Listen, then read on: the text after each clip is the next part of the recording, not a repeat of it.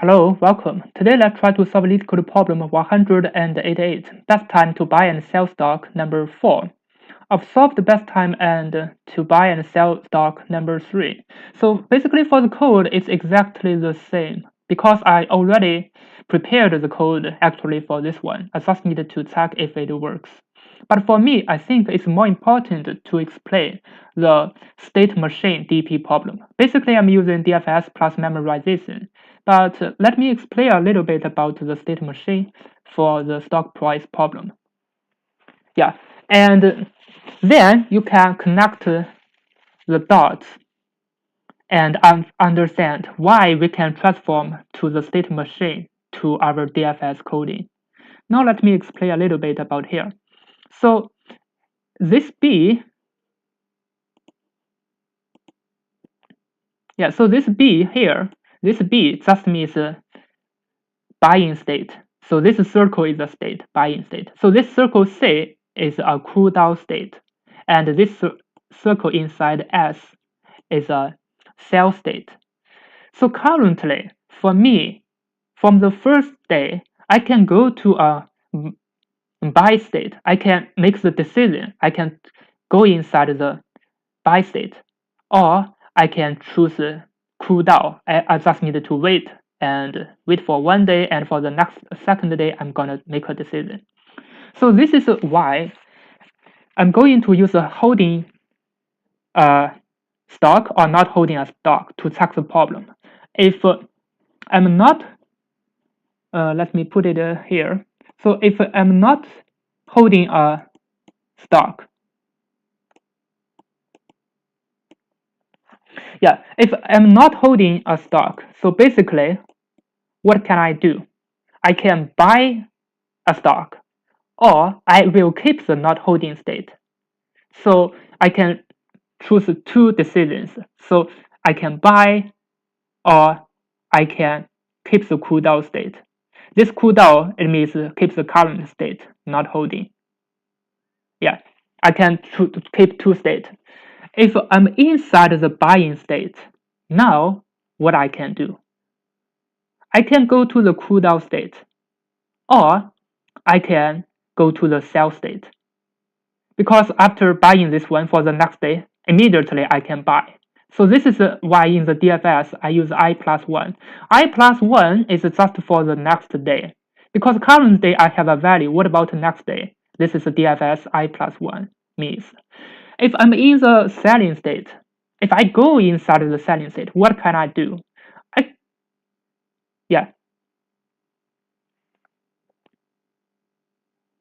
If I'm inside the selling state, it means I'm holding a ticket. So here, I'm holding a ticket. It means I can sell it. Yeah. If I sell the ticket, can I go to the cooldown state? Yes, I can.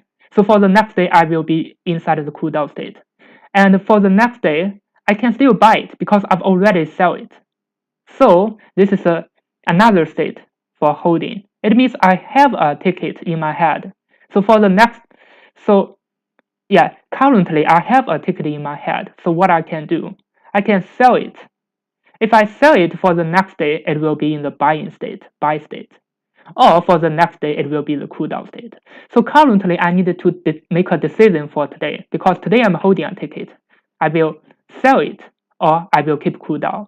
So if I sell it, it means I can go to the buy-in state. For the next day. If I sell it for the next day, I can still go to the cooldown state. Or I can still keep the holding state. I do nothing, just wait for 1 day. Now let's go to check the cooling state. So this cooling state is just means keep the current state. Actually, there are conditions, for this cooling state. For this cooling state, currently, if I'm holding a ticket, it means I can go to the sell state because I'm holding one, so I can sell it. This is why there is a if condition for the holding, for the cooling to go to the sell state. So if I have a ticket, I can sell it. Yeah, if I'm not holding a ticket,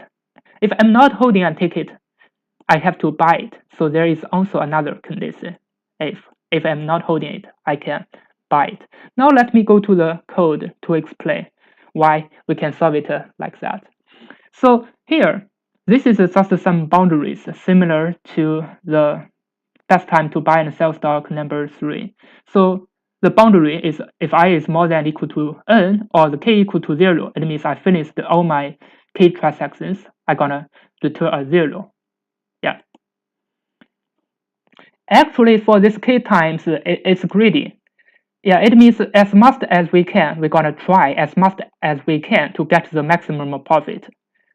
Yeah, basically you cannot use one transactions to get the maximum profit. So this is for k. Otherwise, you can also, when you consumed all your days, even you didn't make k transactions, you still gonna stop the DFS function. Yeah, stop the calling stack. Now let's check other conditions. So this cooldown